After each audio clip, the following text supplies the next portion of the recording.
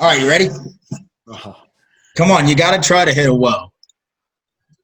I mean, it's going to look dumb, but okay. You're the Power Ranger. Mine's All right. When do I do it, though? at the same time. All right. Well, I'm probably going to be behind, but I'll Yeah, that's fine. Just a little behind. Ready? Whoa! All right. Coach Rick here, Eric Jones, stepping in for Chris Tuttle as the host of the No Windy Sleeves podcast. As always, brought to you by FT Performance Labs, Fuel BCAA. We got special guest on here today, Coach Ryan Boutwell, good friend of mine. We met at University of Louisiana Monroe, coached together for about a year, correct? Just about a year? Yeah. Have obviously gone separate paths here. He's down in Texas as a high school strength conditioning coach now at Temple High School, right? Yep. And doing well. So, Ryan, welcome. Thanks for coming on, brother. Thanks. Appreciate you guys having me on. It's good to see you and good to get to be on here to talk to you. Yeah, I like to start. I'm going to start out a little different here. And I always wonder this. Where did you first see No Windy Sleeves?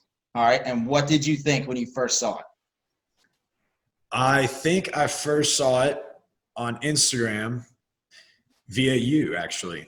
I think I saw it from you. We just became friends on Instagram. You started following my new Instagram page that I have. And then I think from there, I saw maybe a video of you doing a YouTube video for No Windy Sleeves. And I was like, what the hell? I actually wanted to call and make fun of you. But then I realized what you were doing. And I was like, all right, that's pretty cool. Nice. So yeah, that's about where I first saw it. And all right, good. So that's not long ago. Good. So obviously, I know a little bit about your background, but tell everybody kind of your journey into how you got to where you are today. You obviously have gone through, physical changes for sure throughout your journey. And, you're a guy that has his hand or challenges himself in many different ways. So take us through a little bit of your background. I'm from a small town in China Spring, Texas. Played DN and left guard, actually. Started both ways. Got a scholarship to go play defensive tackle at the University of North Texas. Mean Green. Yeah, it was a 4-year starter. I was actually probably a 3-year starter. I was on special teams my freshman year, so I don't really count that. But 3 years, solid starter. I probably never weighed more than 265 pounds at a 3 tech. Played nose every once in a while. Just got after it, man. It doesn't, the whole size of the dog in the fight and all that kind of fun stuff. I guess that holds true because you eventually learn how to hold your own against 200-300-pound guys eventually. So went there. As soon as I was done, I started interning with the strength conditioning program with Coach Frank Wintrick. At the time, I finished up my master's degree while I did that. And then from there, I went to the University of North Carolina at Pembroke with Joey Hannett, who is he was a disciple of Frank Wintrick and is now at UCLA as the director of football nutrition. So with Coach Wintrick. So I worked out there for about 6 months. Coach Wintrick was actually left North Texas to go to BYU, gave me a call, said, you want to come out here? And I said, absolutely. So I made the long 2-day drive across country to good old Utah, Provo, Utah. It's a beautiful place to live there. Worked there for a year with Coach Wintrick and Coach Kevin Heiberger. And if I missed anybody else there, Coach Justin McClure and a few other guys. I was there for a year. And about the time we were getting ready for the bowl game that year, Coach Mendenhall announced that he was going to the University of Virginia. So we knew after the bowl game we were going there. And Coach Wintrick just gave me an opportunity to go out there, so I took it. And about a week being there, he said, Coach Ben Jacobs at the University of Louisiana Monroe, who was actually at North Texas when I was playing, he was going to become the new head guy there. And he had created a new spot, full-time assistant strength coach. So it was either remain not getting paid or go be full-time at 27 or 26 or 27. Easy decision. Yeah. And it was 6 hours 6 hours from home. So, I thought I'd take an opportunity and go with it. I'm pretty sure a lot of people that are in this field or the strength conditioning field in the college world, I feel like it's kind of rare that you get a full-time assistant job at the age of that I did. Oh yeah, we had a whole talk on that of the Yeah. journey that it can take, and it can definitely be a rough road for sure. Yeah. I was pretty fortunate and blessed, and there were some times that I had to kind of stop and remind myself where I was at and what I was doing. Not so much literally where, but just in my journey as a coach, where was I at? Because I knew coaches that were 29, 30 years old before they ever got a head job, like an assistant job. Like they interned in GA for that long. So that was kind of crazy to me, and it was truly humbling to know that I was fortunate enough to have a full-time assistant job. Stuck at ULM for 3.5 years, and then in that time period, I got married, and kind of how Shout out Morley. Huh? Shout out Morley. Shout out Morley. She's back right now, but she'll be back in a little bit. But anyways, kind of little things worked out. How they worked out is that we wanted to kind of get back to Texas, closer, like a lot closer to family, and just be here in the great state of the great republic. And it just so happened that little town south of where I actually grew up was needing a new director of strength conditioning. They created the position and said that the district needed it and wanted it. And I kind of saw it as like an arms race, in the college world. Everybody needs the new facilities and who's got the more money and stuff. Now in high school, it's kind of becoming the same thing, quite honestly. It's who's got the better facilities. And, now we need a strength coach that'll help us compete better with the teams in our district that have a strength coach. And so I applied for the job. Truly honored to have a lot of people reach out for me to help me get the job. And then a couple weeks later, I had the job, got offered the job, and I took it and moved out here actually a year ago last May. So about a year and a month I've been here now. So it's been an experience for sure. I guess I'll say naively that I was like, yeah, it's high school. How hard could it be?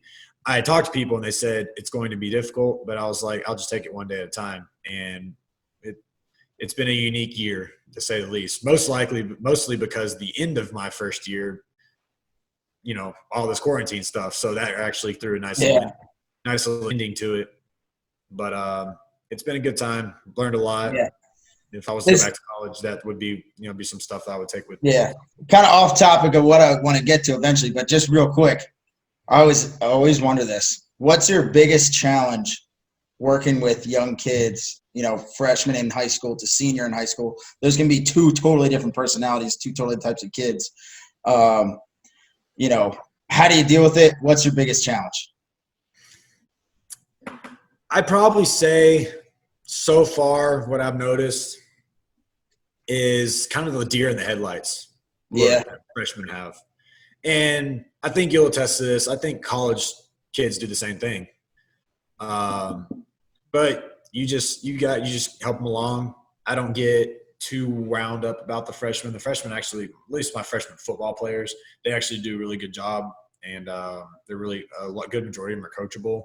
And so at that point, handing them a barbell is like eye-opening, but handing them a barbell actually will help just teach them what they need to know.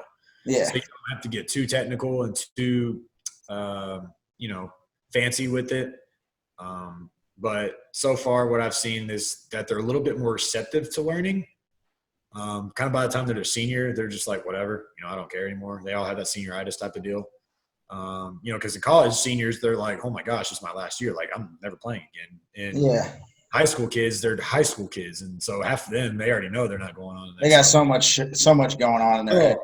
Yeah. And so by that time, they're just like, I don't even want to be here anymore. So we trained for 2 days now in the summer. And yesterday I already had a girl say, I just can't wait to leave here. So I was just like, all right. Yeah. Answer the question, but I think that'd be my best answer I got for you on that. Yeah, no, it's good. It's definitely an interesting demographic to be around. I got experience of training with a little bit with some high school kids, and you nailed it, though. The simpler, the better. Like, if you're dealing with anybody that's young, their ceiling is going to be so much higher if you just take a step back and hammer the basics down. That way, as they get older, they can then progress more and more, and it just raises that ceiling that much higher. Yeah, I've taught him just technique with the bar on the squat and technique breaking it down for him on the clean, and then I don't really throw the weight at them. I just put on certain weights, or I tell them a certain range, and then I say, okay, this is what we're doing, and I want to see you take what I just taught you and apply it. Exactly. And seeing, I mean, there, like I said, I see some good kids doing it, and it just makes me feel warm and fuzzy inside when they do what I ask them to do. Because I can take my time away from them, and I can go focus on somebody else a little bit. Exactly. So as a strength conditioning coach, obviously we like to play around with different things, and you're a guy that I know from experience likes to do some crazy shit.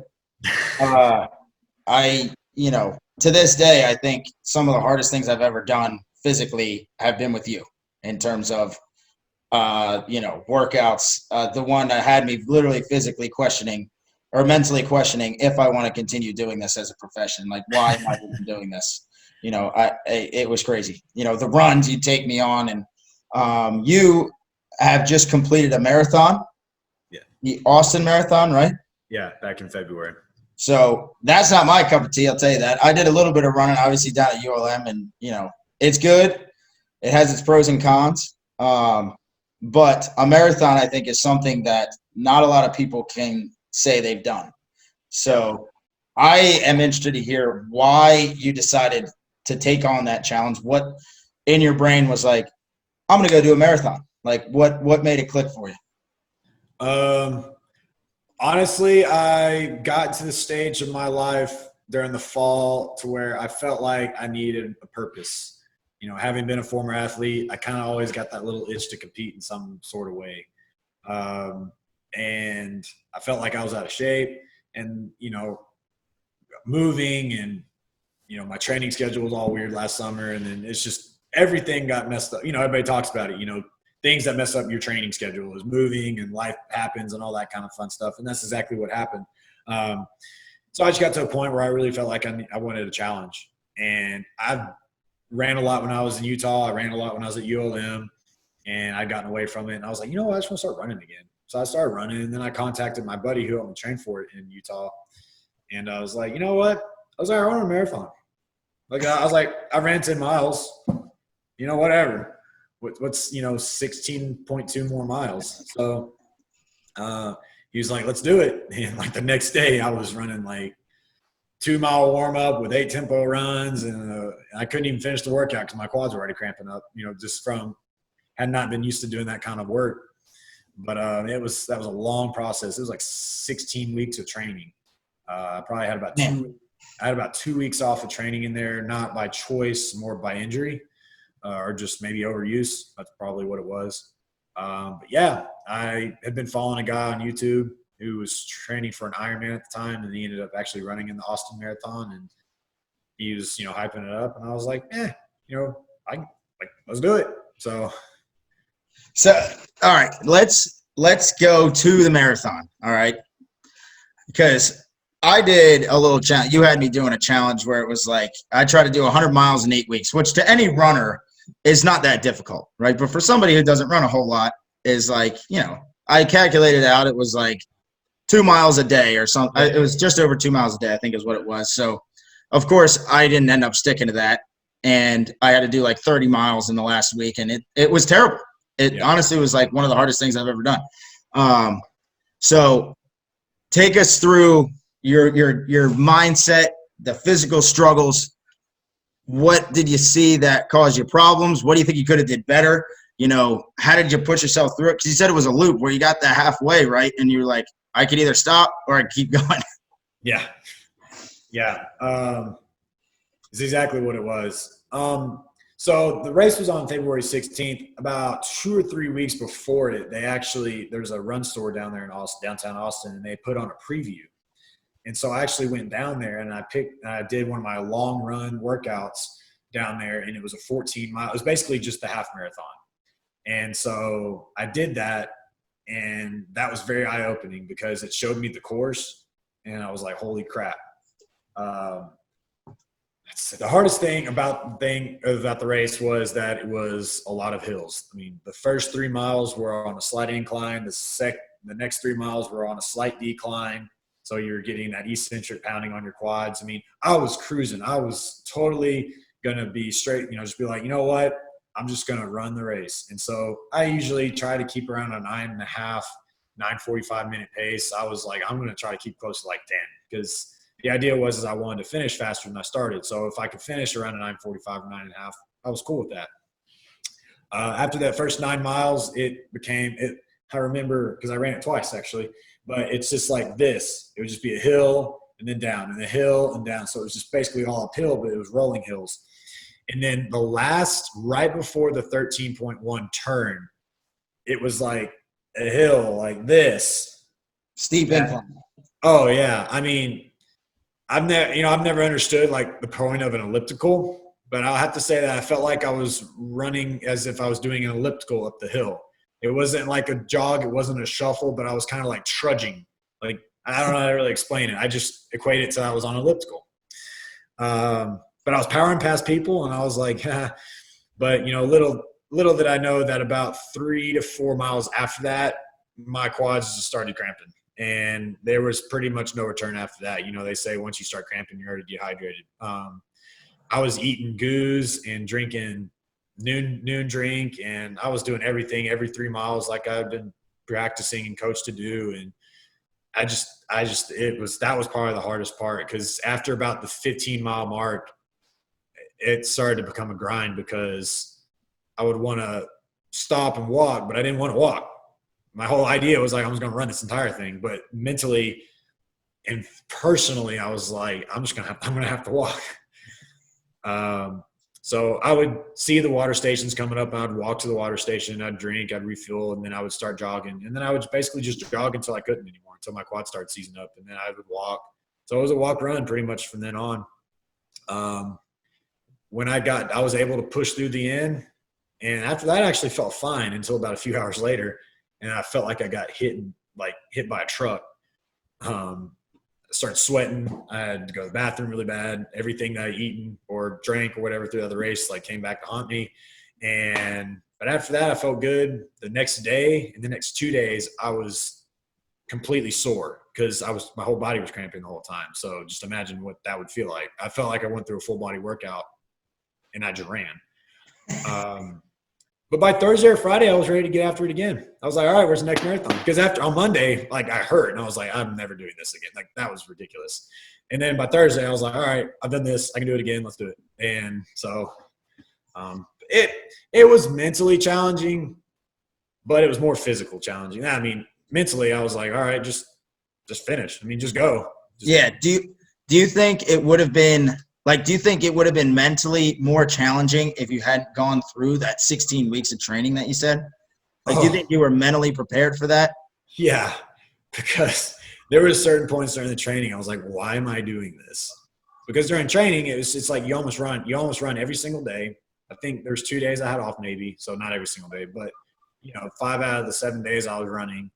And it was kind of getting monotonous because my phase 1 training was a lot of just conditioning and just getting used to physically and psychologically getting used to miles.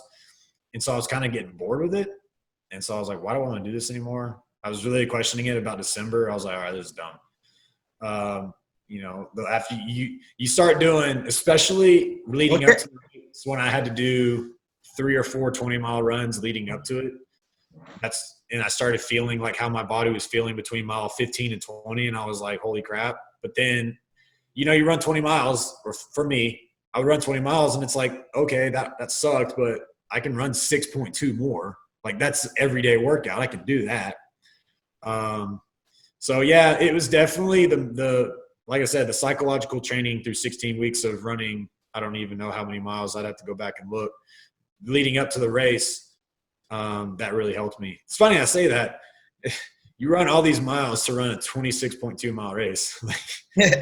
It's like, what, is it overkill or what? But definitely was needed.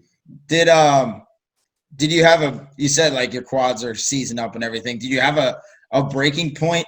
Was that your breaking point, the physical part? Did you have any time where you were mentally I'm going to quit. I gotta stop. I'm not going to be able to finish it. Did you ever have that or no? No, mentally and just pridefully, I didn't want to walk, period. Yeah. But, they say the body goes before the mind, and the body was going, but I didn't care. I was going to finish. Yeah. There would be people that I would kind of like catch up to, and I'd run past, and then I would stop and walk, and then they run past me. So I was kind of doing this little like cat and mouse deal with people. And there was one guy that actually kept running by. Like, we kept doing that with each other, and so we would kind of like, say what's up, or like talk crap to each other, just be like, come on, man, and just stuff like that, or like, oh, you only got 4 miles left, and then that was psychologically it was brutal. You finish mile 20, and then the next sign you see is 20.5, and then the next mile is 21, and it's like, oh, and then you're walking and running, so it takes forever to get there. Yeah. So it's like, when is this going to end?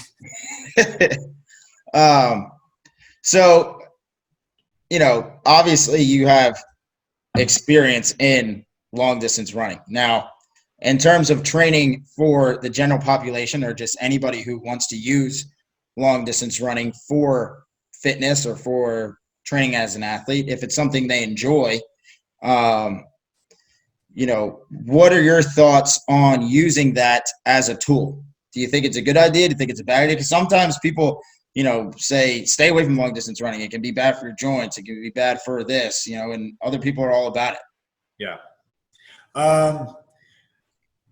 I think you could just kind of find your why, I suppose. Like, what are your goals? I'm going to use CrossFit for an instance, because I know those are a special group of people in the sense, but it's CrossFit, so they have to be fit in a cross section of things. And a workout for them could consist of running a 5K and then having to do, 21, 15, 9 of, thrusters and pull-ups and whatever, and then go run another 5K. And they got to be able to do that. But they train specifically for that and whatnot. What I've seen, especially like now that I'm not really kind of doing that, is that I like to get some long runs in just to work on my base conditioning, my aerobic conditioning. And it's kind of neat because my Garmin watch actually like tracks my load, and it actually gives me like aerobic or anaerobic, high aerobic, and then low aerobic. So, I walk a lot. I've been trying to get like 10,000 steps a day. Well, now that I've started working, that's easy to do. But 10,000 steps a day, that's my low aerobic. Maybe a CrossFit workout or just a run, that's my high aerobic. And then my anaerobic is hill sprints that I run. And so the hill sprints I do to help with like my short burst type of stuff. So any kind of CrossFit kind of workout, or even it actually helps with your longer distances. You actually need to do some type of sprint work or tempo conditioning work with long distance running. Otherwise, you're going to get you're going to stall out. If you're just always running miles and miles and miles and miles with no purpose or reasoning or, why you're doing it, you're going to it's trying to squat 400 pounds every single day. Eventually you're going to break. You got to have a deload. And so to break that up, you got to kind of rotate and wave in and out, doing long distance runs and short distance runs and long distance runs at a slow pace. And that's another big thing. Long distance running isn't trying to run 5 miles fast you can.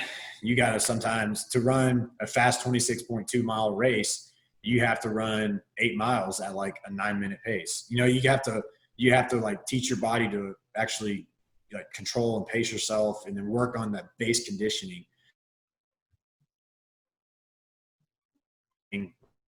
Like block 2 or 3, I was repeat sprints. So quarter mile, half mile, 3/4 mile sprints with X amount of time rest. So I think it's not something to shy away with. I think if you're about it, you should do it. But obviously if you haven't done it, you should start small and work up. So I'd say, start off by running a quarter mile and walking a quarter mile, and alternate that. And eventually you're going to get to the point where you can just run the whole thing and then just add on bits and pieces after that. But if your main goal is not to run a marathon, then yeah, you don't have to run every single day, or you don't have to run long distance every single day. It's just kind of depending on what you're wanting to do, I feel like. Yeah. And I think too is, if, like you said, long distance is your goal, then you have to do it, but it shouldn't be the end all be all. You know what I mean? Like you said, waving it with the hills, with certain sprint work. If it's just, like you said, tempo runs, or you're just doing interval sprints, and strength training in with it as well. Has to be put in there from time to time. Doing anything for an extended period of time without any other type of stimulus is going to cause injury. So I think the notion of long distance running is bad is just like anything else in fitness. Anything can be bad if you continuously do it over and over and over again. Yeah. You know what I mean? So, I would agree. I think that if you're going to do it, it's got to have a purpose of why you're doing it, not just do it because you think it's good for you. And coming up with a plan. I talk about all the time. Is a plan is the number one thing you should have before you start anything. Yeah. So, and I'll touch on, you talked about strength training with it. I'll touch on that for a second real quick. I tried to do at least like once or twice a week when I was doing it, but eventually I got to the point with work and just running out of time. I just stopped. I mean, I'm as bad as that says, but cross-country kids and cross-country athletes and even long-distance athletes, they still do some kind of strength conditioning. I mean, I've watched videos, and it's not even actual just weights. Maybe they just do some body weight stuff. But you have to keep yourself strong. And, again, it kind of goes to that, like, what's your why? What do you want to do? Don't try to be a power lifter and do long distance at the same time. You can't serve two masters. One or the other is going to struggle. And I know firsthand from one of the stupid things that I've tried to do, that one or the other is going to suffer. I was trying to run 100 miles in a certain amount of time, but I was also trying to do Squat-Tober thinking my max would go up. I didn't get really any faster in my 3-mile time, but I didn't get any stronger in squat either. So, and then I got hip bursitis. And so there you go. So I mean, you sit back and you ask yourself, what the hell? Why am I injured? Then you look back like, well, I was squatting every day in a pretty high intensity, and I was trying to run a shit ton of miles. Yeah. No wonder I got hurt. Yeah. Well, it's funny you say it because now at this time, like that I've ran, and on my Garmin app or whatever, it's like for the month of June, it's run 100 miles in the month of June. I'm like, oh, okay, whatever. Like I can do that. I mean, that's a shorter time than what you did yours in. And that's a shorter time than what even I did mine in. I did mine. It took me like 3.5 months to do it, but I was running like just 2 or 3 miles at a time. Now it's like, okay, well, I'll just go running 12 miles and knock it out in an hour and 15 minutes, and there's my 12 miles. It's just it changes your mindset. I can tell you that. It's kind of like, do you do any of that kind of stuff? I think I've squatted 400 pounds at one time, but for like your kids now, even or no? You squat 500 pounds. Like, okay, I've squatted 500 pounds. Do you do any type of with your conditioning with your kids? Do you do any now that I ran as much as I ran and ran as far as I ran. No, all I got to do is run 26. When I do actually get to do conditioning, which we're going to start anything out, over 26. We just started miles training this week. Marathon. So that would I actually just be stick to something tempo I'd really runs. do, run like with football during the off season, I actually was doing. So and that's something interesting that you bring up is, and we kind of touch on it, is the benefits of the mental aspect it's like an anaerobic of training in general. But I think long distance running has something completely different. I actually did it in terms of your mind. Like I made you're I did it with them too. With yourself for a very long time. A good time. And no other influence. I mean, unless you have some music on or a podcast or something, you're in with your own thoughts. So I know when I did it, there was a lot of time for me to think about things, and you get challenges and that kind of thing. So I think it definitely has a very big mental training aspect as well. And it kind of, like we said, with your marathon, it obviously helps. Which is why they're all like this big around. But so those kids work hard though, for sure. I mean, no knock on the basketball guys. They come in the weight room. Like I had a kid pick up a 100-pound dumbbell to do goblet squat because he wanted to. So I was like, have at it, buddy. Yeah. So it's not that they're afraid of it, but no, I don't. It's more of just the time and the need. If I get a team in there twice a week, we're gonna lift twice a week, and anything they do outside of that is either for their skill or their conditioning that their coach does with them. Yeah, and I think it goes back to the goal. Is that the goal in their sport? No, you have to kind of gear what they're doing to your sport. So yeah, well, having said that, like I said, after being here for a year and experiencing what people do, that may be a point that I bring up coming up in August when we meet with coaches. Is kind of like, because there's one me. If I had an assistant, maybe it'd be a little different, but there's one of me, and I have 3 junior highs in a high school with like 18 teams or something I have to work with. And I can't sit there and work with everybody. I mean, I'm not going to say I can't, but it's very hard because I only have a short amount of time to do it, right? You know, I only got like 45 minutes maybe for a class. But what I was going to say I want to talk to the coaches about making sure we're very decisive and like smart about why we're doing what we're doing. Like when we come back from Christmas break, don't make your track girls go run a mile of bleachers the first day back. Why are we doing that?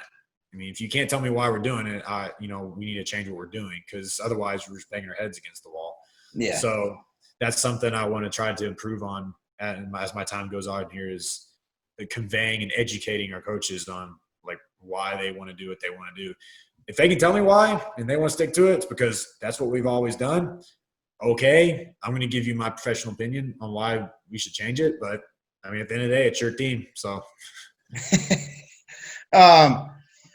switching gears a little bit, because I know, excuse me, you like to read and personally grow, develop to an extent, right? Yeah. Give me your top 3 books that you like to, or that you've read that have influenced you in a positive way or in a negative way, really. And this isn't to be like, funny or anything. And so I don't know, some people probably wouldn't say this, but for me personally, in the past about year and a half, I'd say the Bible has actually been the biggest influence and on me and to help me grow. It's kind of like a 1,000-year-old like guideline of how to live. It's actually kind of really interesting. That one, I like history, and so Empire of the Summer Moon is about the Comanche Indians in the plains of Texas, and it's actually really cool because of where I live in relation to where a lot of things in the book goes down. I've actually driven around and seen those places, and they say in the book like at present day Fort Worth or present day Waco, which is like right where I live. It's just kind of like, wow, that's really cool. And then you actually go drive out there and you see the land that those people lived on, and it's crazy to me to think, what it was like.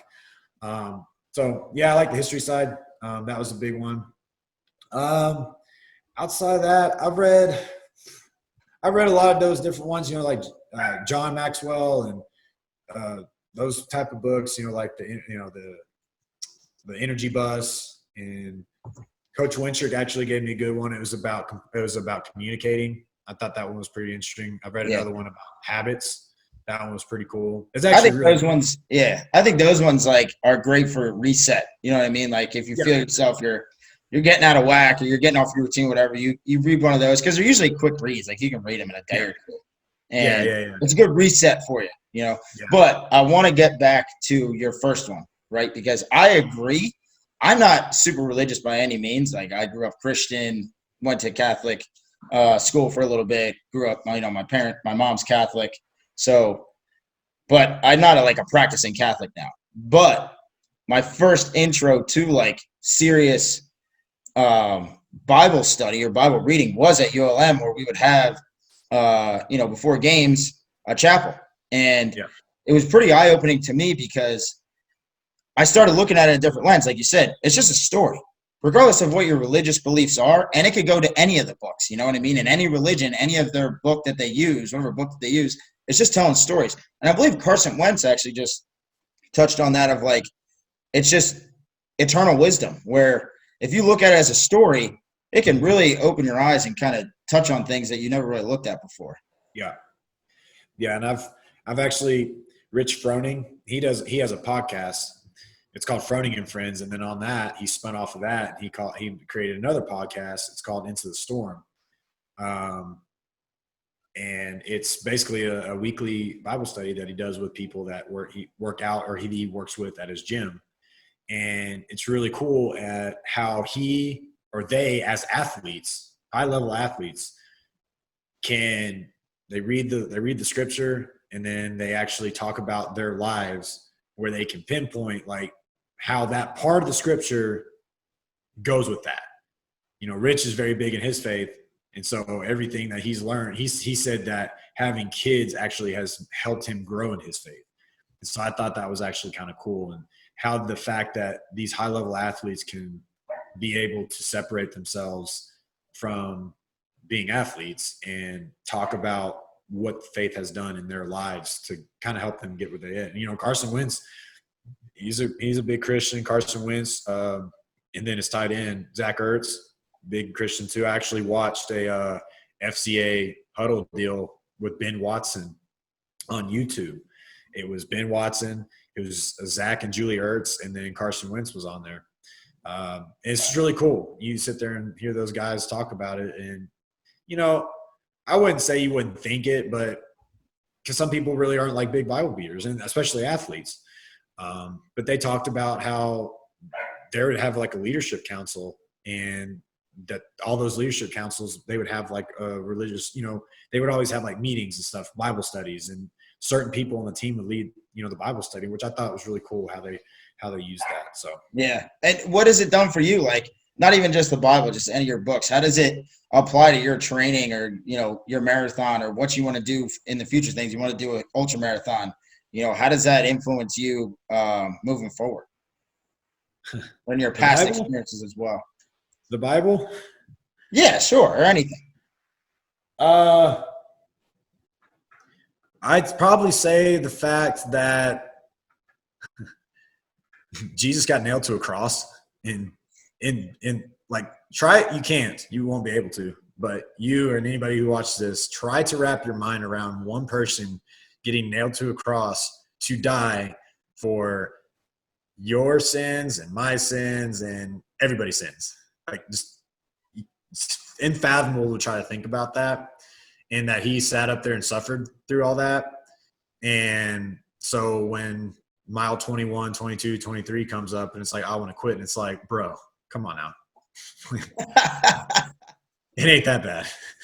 Yeah. And I think, that doesn't even really – that's just your example. You use that as a motivating factor, and it's something that you continuously refer to. And it doesn't have to be that if you don't think that actually happened or if you don't believe in it. You know what I mean? That's all well and fine, but you need to find something that you can refer to help with that intrinsic motivation. You know what I mean? Where you can be like, I'm being a fucking bitch right now. Excuse my French, but, I need to sack up type thing. Yeah. It literally just comes back to – like, it's not that bad. Yeah, it's really not that bad. There's somebody else has it worse. Exactly. Yeah. And so, I mean, that's, again, 1,000-year-old book on, like, living. One dude suffered for a lot of people, for a lot of people's problems. Somebody's got it worse than you. And somebody's probably going to hear this and be like, oh, this guy, I really don't care, because at the end of the day, it's not about it's your faith. It's what keeps you moving. It doesn't matter what it is. The things that I've kind of learned and listened to, that's kind of where I've kind of shifted my focus a little bit.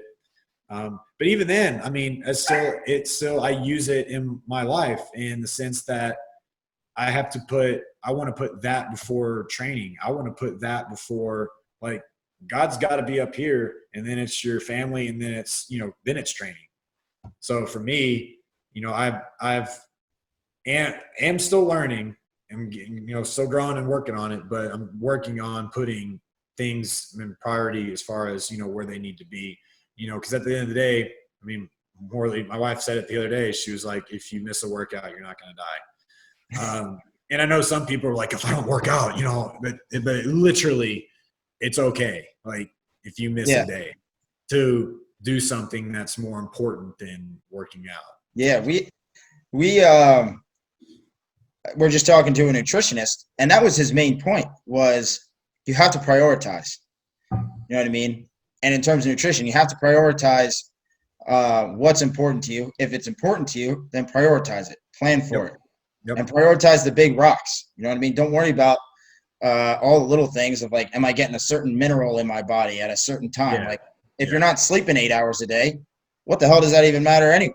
So it's the same thing in life. You don't have a priority level of certain things, and I struggle with that a lot. Like, I think I have, my hands are I wear a lot of different hats. I have my hands in a lot of different jars, and sometimes I get overwhelmed and I'm like, you know what? Screw it. I'm not worried about any of it. And that's not good. So you have to sometimes, find that priority level, whatever it is, if it's God, if it's your family, if it's, your personal development, whatever it is, and where those rank can really help with your efficiency, I think, as a person. Yeah.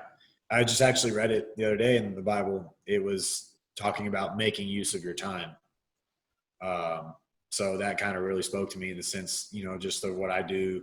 And then, my time with my wife, just, you have to prioritize, because you ain't just living. I'm not living just for me. Right now I have a wife and 2 dogs, and 3 years it could be a wife, 2 dogs, and a kid, or wife, 2 dogs, and 2 kids. And all those things are way more important than me, and they're way more important than my life, and than what I want. And so it's just a matter of prioritizing what, like you said, like your nutritionist said, it's just about what's important. If nutrition is important to you, then you'll make it important. And don't want to go down that rabbit hole, but no, we can. Look, I was going to ask you, did your nutrition change at all? Because you always were dialed in with that stuff when I was around you. And did you see it change at all when you were training for the marathon? Like, did you find your appetite change at all? Did it increase, decrease? No, I still kind of, okay. So it's really bad. So to the listeners that are going to listen to this, don't necessarily do this, because a lot of people do this. Oh, if I can work out, I can be wherever I want. No, not really. Throughout the week, I usually try to maintain a pretty stable, I eat the same thing every day. I'll eat the same thing for breakfast. I'll eat the same snack. I'll eat the same, so on and so forth. If I run 20 miles on a Saturday, I'm going to eat whatever I want after that. I mean, you should have seen what I had for breakfast. I just started using the RP strength app, like the diet app, and that thing's awesome. And it intrinsically, I'm like, I want to make sure, I want to do it right. But after the workout I did on Saturday, my wife was like, "Oh, let's go eat this waffle place downtown downtown." And I was just like, you should have seen what I ate. And it definitely was over my macros and all that whatever stuff. At that time, I don't care. So no, it didn't change too much. What I did actually have to do more of was electrolytes. So I started popping noon tablets like Skittles. I was, drinking one before I ran. I would probably drink a Powerade after that. I would drink a noon before I went to bed. Now that we started training and I have to run 3 groups in a row, and it varies from 78 to 97 degrees in humidity, I'm quite frankly drenched after the first group. And so I am sweating horrifically. And so now I'm back to putting in noons. So that was probably the biggest thing, was the electrolytes, to help with the cramping and whatnot. That was the only supplement I used. But outside of that, as far as food went, I mean, the guy that was helping me train, he's a nutritionist or a dietitian, and he was just kind of like, unless something out of the ordinary starts happening, he was like, we really don't need to change it. I mean, I got down, I think the lowest I got was like 217. And before that I was hanging around like 225. I mean, before I even started running for the training, I was 225. So I got down about 220 and I held solid there the whole time. And if I would go about a week, I actually weighed once a week. So if I went that week and I came back and I would pretty consistently be that 220. So I knew I was doing okay. I just stuck with what I was doing, oatmeal, eggs, rice.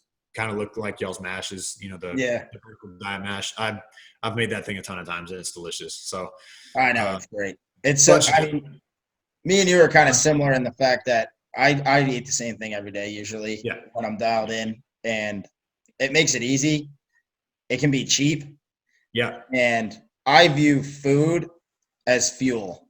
You know what I mean? Like, if you view it as enjoyment, that's when you get in trouble in terms of, getting off track. So I think if you can change your perspective of food when you're trying to use it as fuel, you will be better off, in my opinion. What as strength coaches, we get asked all the time, and it's not really in our scope of practice, but we try to be as knowledgeable as possible in guidance of nutrition with high school kids, and even in the college sector. What were your big things that you used to say to those kids, or that you still say to those guys, in terms of nutrition when they ask, or if somebody has to gain weight, lose weight? In college, it's a little easier because they have a little bit more control over what they do. They have more control over their sleep. They have more control over what they eat. So I would probably dive in a little bit deeper with them. I would have the first thing I did is I would always tell them, I want you for about the college kids, I'd say about a week. The high school kids, I'd give them a couple days because they'll probably lose the attention span to do it. But I would just give them a certain amount of time, and I would say, I want you to write down everything you ate and when you ate it and drank, whatever, eat and drink. It doesn't have to be precise. Just say at 8 a.m. I had a bowl of cereal. Cool. And I would have them turn it into me, and I'd sit there and look at it. I had a girl soccer player at ULM. She went like 8 hours without eating, and she was like trying to gain weight. She was a stick, and so they were just worried about her, and she was like, I eat a lot. And I had her do that, and I was like, really? You eat a lot? And she went 8 hours without eating. And school, practice, and training, all three happened in that block of time. Oh, my God. So, you talk about going catabolic. So there was that. So that's what I've done with college kids, high school kids. I've done the same thing as far as like, okay, I want you to write down everything you've eaten. And I had one kid do that, and I did the exact same thing. I pointed out to him. I was like, you're missing a huge window right here. Like you're in a caloric deficit all day long because you only eat twice a day. And then they're wondering why they can't gain weight. So at that time, again, I'm not a certified nutritionist, so I can't legally tell them. Legally I can't tell them what the eating was, but legally I can't tell them what to eat. So I just kind of give them ideas, just a snack here and snack there. I gave a presentation to the football team as far as like snack ideas, when to eat, how many times to eat, to try to keep yourself fueled. And I had to try to make it like cheap ideas, like just fruit or better ideas than Cheetos or Takis or whatever the heck the kids are eating nowadays. I literally had a girl one time walk in the weight room eating a bag of Cheetos, and I was like, throw that away immediately. And that's like all they eat. So, and then and you know what? The thing is too, at that age, like they get away with it because everything's firing at such a high level that they're like, well, this isn't affecting me. I feel fine. Like I'm not gaining any weight, this and that, but it's the habit that you're creating. That's exactly the biggest thing. They think, again, it just goes back, oh, I can eat this. It doesn't matter. And it's like, yeah, okay. But 5 years from now, or 3 years, or however many years until you're a freshman in high school, and you wonder why you put on the freshman 15,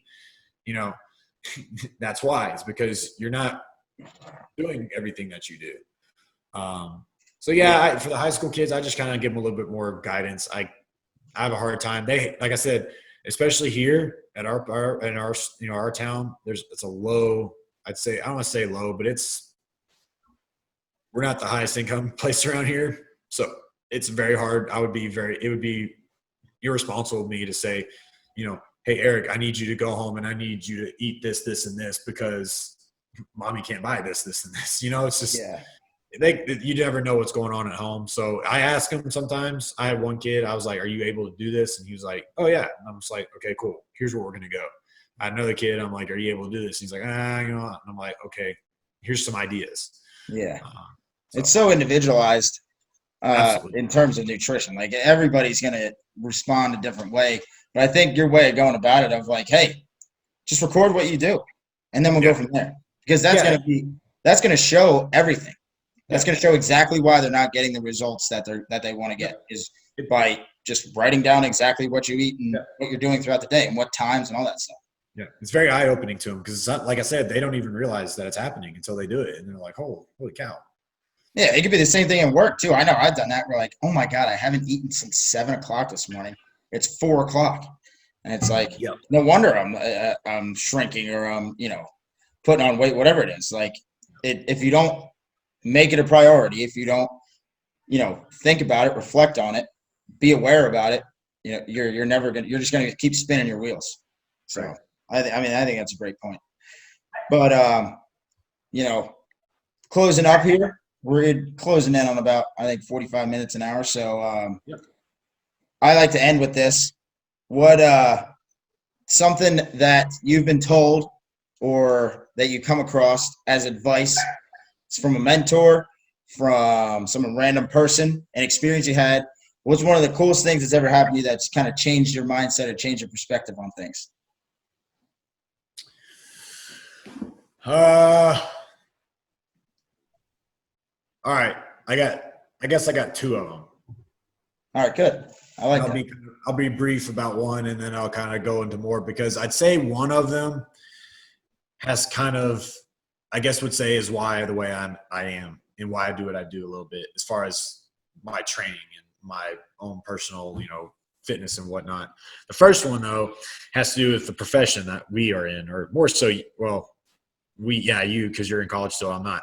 So that's a weird thing to think about. It's like, oh, I'm not in college, so I don't have to deal with the same stuff. Yeah, we really don't. I mean, that video that just got posted yesterday of the guy talking about, the strength coaches are chewing cans and whatever on the sidelines and stuff like that. And I'm just like, oh, Lord. I mean, it paints a huge, terrible picture of us.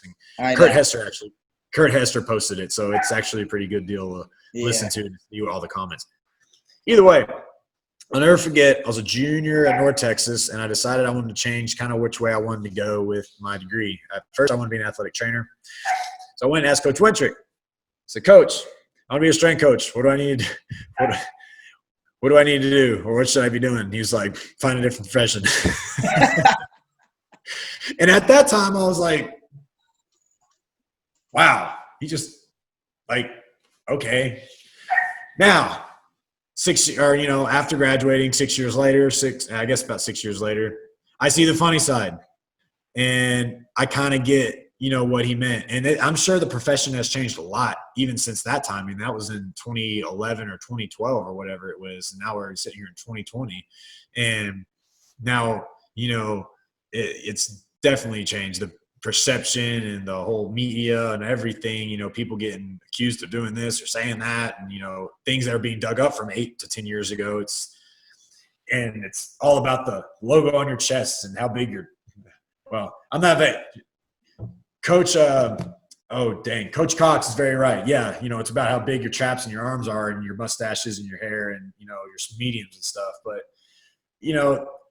after he told me that, and then now I've been around it a little while, I can see, I'm like, okay, like I see the funny side now. Because looking back on it, if I could have done something differently, I would have probably gone to like PT school or something.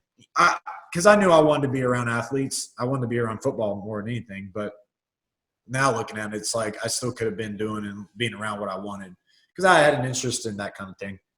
So that's that one. I think, to add to that, it all depends on what your goal is. Do you want to be at the big time? Do you want to rep that logo? Do you want to be the crazy guy on the sideline? If that's what you want to do and that's what makes you happy and that's what's going to support your family, power to you, man. I'm not going to knock you. Like, he's making more money than I am, a lot of those guys. So I can't, talk shit on him. It's like, if that's what you're about and that's what you want to do, that's not your cup of tea, then, go a different route. It's just all about kind of where you want to go and what you want to do. Yeah, it's a kind of to each your own thing. I mean, I'm personally, quite honestly, not a big hoorah guy. Like, I get hyped every once in a while, but my hype lasts for about 10 seconds, and then I'm like, I'm like kind of just chill, flatline. I can't you need that, though. I can't be too – the amount of caffeine that I ingested at BYU to be hyped, I'm surprised my heart didn't stop. But I got away from that, and then I was like, I really don't need to do that. So I don't want to say that was like a defining moment, but it was just one of those sayings that moments in my life that I had that I looked back on later on, and I was like, okay, I see now. And then the other one, and this is definitely not anything groundbreaking or nobody's not heard it, but I had a high school coach tell me that just work hard and good things will happen, and good, it pays off to work hard and all that kind of stuff. And so I was an 8th grader or a freshman in high school. Actually, I was an 8th grader working out with the varsity football players. It was the receivers, but if you're an 8th grader, that's still pretty cool. That's big time. Yeah, you're already making relationships with those guys. And then as a freshman, you have your freshman football practice, and they hold you and about 3 or 4 of your buddies over for practice number 2 to practice with the varsity guys. And that's such a Texas football thing to do. Oh, dude. Yeah, well, it's scary. I tell you what, you line up at left guard or left tackle, and if you don't pull and run fast enough to go, block whoever you need to go block, and your coach gets in your butt. Yeah, it's very eye opening. But that's exactly what it was. It just was work hard and good things will happen. I practiced as hard as I could. I trained as hard as I could with no abandon, and which eventually paid off. I ended up being an All-State 2 years in a row. I was on the All-Decade team. I actually just got inducted I will be getting inducted into the China Spring Hall of Fame. I have no idea why or how people voted for me on that. Well, congratulations. Thanks. If we won state my junior year, I guess it would be even cooler to say, that'd be cooler like to have on my resume, because some of these other people that I know of, it's like, how did I get picked for that? But, that, and then going to North Texas and ended up starting, as a sophomore, at 3 Tech at 255 pounds. And I asked my defensive coordinator, I was like, you really want me starting for you? And he was like, yeah, I trust you. And I was like, oh, okay. So, played against that game was FIU, and then T.Y. Hilton was a senior. So, yeah, having that he's a little guy, but he runs very fast. The test to you as a person, though, like, you and I think that gets lost a lot, especially in today's world. And you hear it all the time, the instant gratification thing, but I feel like people really don't take that to heart. And it's tough. I will say it's super hard not to want that. You know what I mean? Especially where we are in a world where that is what everybody's trying to get. Like technology, you're trying to build things that give you gratification right away, like make life easier.